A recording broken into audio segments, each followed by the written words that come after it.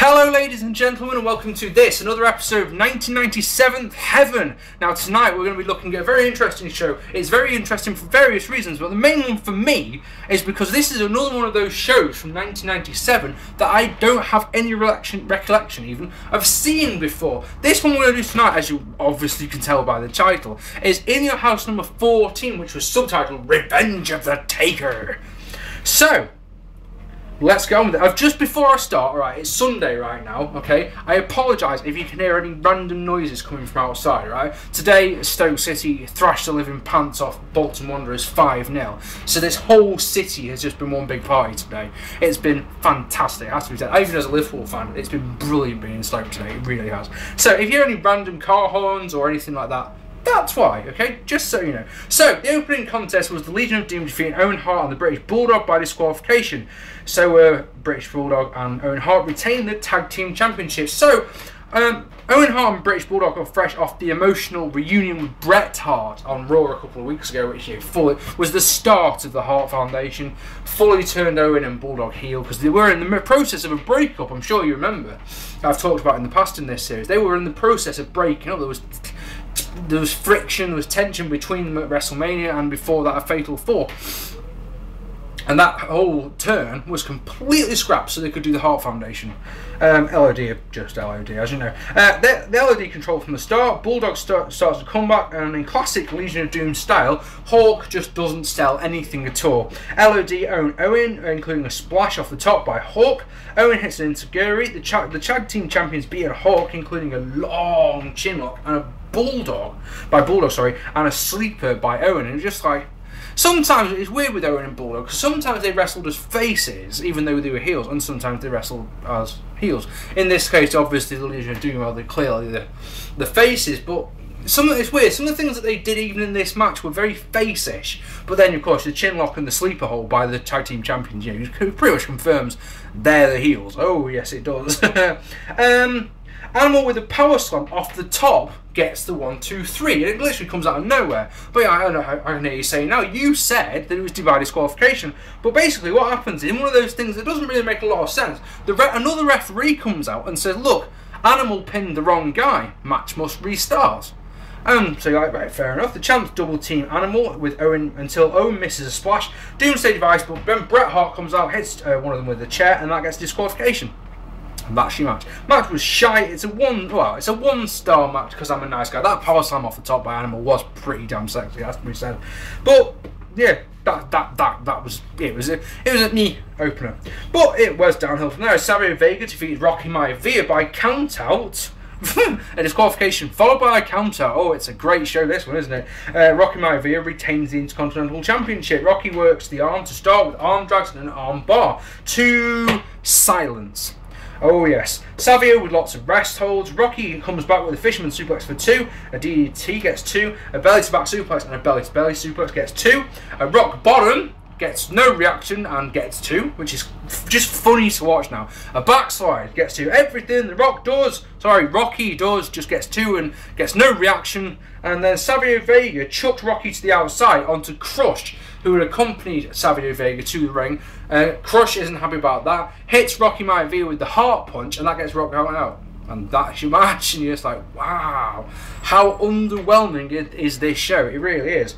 Crazy. Then the Nation come out and beat on Rocky, and Ahmed Johnson makes the save. Yay! 2 matches down. Incidentally, I've got to remind you guys. Yeah, the In Your House shows back in the day. Yeah, they were every month, but they were only 2 hours long, so they were always short. So this card's only got 5 matches on it, and look, we're 2 down already. Wait. It gets worse though, as Jesse James defeats the Honky Tonk Man's prodigy. Now, the Honky Tonk Man had spent months, and I mean that months, building up this. He's got this guy, you know, there's a guy coming, he's looking for a guy who's going to be like the next Honky Tonk Man. Yeah, he's going to be the longest reigning Intercontinental Champion and all that.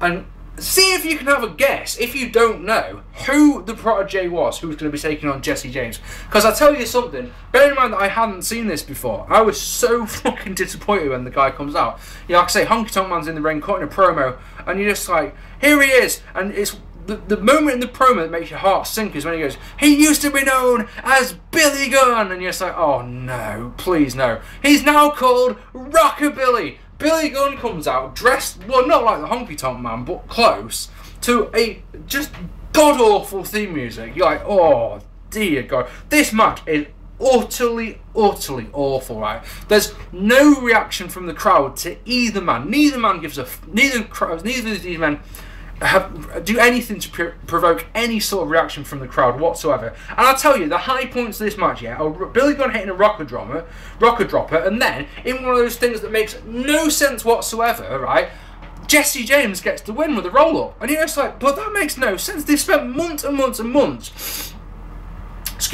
and months, right, building up this guy, and he loses. Of course, the flip side of this will be by the end of the year, these two will be the tag team champions together as New Age Outlaws. And this time next year, by April 1998, these two are some of the most over people in the company. Isn't life weird? Isn't it weird how that happens? Anyway, so we have 2 matches left. On the, we've had a 1-star match, a half-star match, and a dud match. This pay-per-view isn't looking like it's going to be a classic, is it? But with the 2 main events that you've got, surely we can pull this one around, can't we? Surely. So, main event number 1 is The Undertaker defeating Mankind in a good match to retain the WWF Championships. Now, this one was all brought about by Mankind throwing a fireball into The Undertaker's face. Okay, what is it with Mankind and headlining the pay-per-view after WrestleMania? There's this, in 1998 it was Unforgiven, and he was scheduled to be in the main event of Backlash in 1999 before he was injured. That's just a little trivial thing for you. It's just one of those things I think about, you know, and I write down on my notes. So, Slugfest to start, they brawl on the outside with Mankind getting slammed into the guardrail a few times. Inside, Taker with the rope walk of doom. Bearer distracts the ref, allowing Mankind to hit the Taker with the urn. Hit the Taker? Does that work? Hit the Taker? No. Hit Taker with the urn. Mankind takes control of the neck breaker and the dreaded nerve hold. They brawl on the outside again, where Mankind hits Taker with a jug of water. And that may not sound very good, but he gets a glass jug. You guys in America call it a pitcher. You know, gets him a pitcher full of water and cracks him in the face with it. Great little moment, that. I like that a lot. And he uses a chair as well. He follows up with an elbow off the second rope to the outside, which is a nasty looking spot, it really is. Inside, Mankind hits a power driver for 2. He hits a second one, but he doesn't cover. Taker manages to come back with a flying forearm. Ref gets bumped, so there's a mandible claw, but no referee. Another ref comes out, but he gets literally chucked out the ring by Mankind. And I don't really know why, I'm afraid. Paul Bearer throws a chair into the ring, but Mankind's in one of those classic, oh, that's superb moments from Mankind. He goes, I don't want chair, goes gets the ring steps. Like, yes, your weapon, shit, I want this. Taker, though, drop kicks the steps into Mankind's face and then hits Mankind with a huge chair shot. But then in one of the probably the sickest part of this show, and probably bump of the year until we get to Bad Blood months later, right, is Mankind's on the ring apron. Undertaker gets the ring steps and bashes Mankind in the face with them with that much force that Mankind is launched off the apron through the Spanish announce table. It's a superb bump. It really is so very, very good. Lost my place then. Inside, a chokeslam gets 2. Jim Ross goes into hypercell match and says that he can't believe it. And Tombstone gets the win. After the bell, Mankind tries to throw another fireball at Taker, but Taker grabs it. Have you ever wondered how they do fireballs? Yeah, basically it's called flash paper. It's a bit of paper. It's got sort of petroleum on it, something like it burns very fast, very quickly. So there's warmth, you know. If you throw it at someone, by the time it hits them, it's gone out. But it just creates a really good illusion. So basically what Taker does is he gets the flash paper and you basically just light it and it goes woomph. So he does that, woomph, in Paul Bearer's face. Now, of course, this would lead to Paul Bearer being hideously burned. He came back and he got dyed hair. And of course, this would be the start of the story that brings Kane in what, October? You know, many months away, but of course you'll have to wait for another episode to hear about that. The match was a very, very wild brawl. It's not the best that these two had to this point. It's not the best that these two would have in the future, but it was a 3.5-star match. Thoroughly enjoyed it. And the main event was Stone Cold Steve Austin defeating Bret Hart via disqualification in a great match. So, This one's got lots of notes, hasn't it? Bloody hell, 2 pages of notes to be precise. Now, of course, we'd seen Stone Cold Steve Austin versus Bret Hart, Survivor Series 1996, which, as I'm sure you all know, is one of my all-time absolute favourite matches. In my opinion, it's the last great match in the WWF before the Attitude Era came in 1997. It's absolutely fucking superb. If you haven't seen it, go and watch it, because of course these two had also had the match a month ago at WrestleMania 13, you know, in the submission match. Now that match is a great match. It is a 5-star match. I gave it 5 stars in my review, but in my opinion, Survivor Series match was the better one of the two, and I was eagerly looking forward to this one because, of course, like I say, I had no recollection of seeing this show before. I must have seen it, or I think I've seen it, but I don't have any recollection of seeing it, so I was looking forward to this. So, here we go, slugfest to start, where Austin gets the upper hand. He hits an axe handle off the apron, then whips Bret into the ring steps a couple of times. He chucks Bret over the guardrail and hits another axe handle, this time off the guardrail, which is nice. Inside gets 2 off an elbow and off the second rope. Bret gets a chair, but Austin gets it. Bret dropkicks the chair into Austin, who staggers back into the ref, so the referee gets bumped. Bret then starts to work on Austin's knee. He continues to work the knee, whacks it into the apron, and putting a ring post figure 4 on, which is a lovely move. And from this moment on, I'm in love with this match, as you can probably imagine, because the psychology from Bret, all he does is work the knee, which I fucking adore, and I'll continue to mention that, you know. When Austin won't give up, Bret smashes the knee with a chair. Austin tries to come back, but Bret, basically, Austin starts elbowing him, starts punching him. Bret, in one of those, oh, it's so clever moments, just clips his knee from under him. Psychology is my king. Oh. Bret continues to work the knee, taking Austin's knee brace off, and then he works the knee some more. Austin goes low to start Bret. He chokes Bret with some tape. He tries another elbow off the top, but misses and lands on his knees. Oh, it's so dope. Bret back to the knee. He uses a figure 4. Austin reverses this. They go outside, and Bret tries to lock on the figure 4 around the ring post again, but Austin counters and hits a clothesline off the apron. Turn the page over. Back inside, Bret is whipped chest first into the corner. I love that bump, into that spot. You know, I love the way, so many times in wrestling, right, one of those things where you're Irish whipped into the corner, for some reason, you turn just before you get to the corner and you take the bump with your back. I've never understood that. I don't know why they do that. You know, why don't you take it chest first? You know, Bret does, and it always looks brilliant.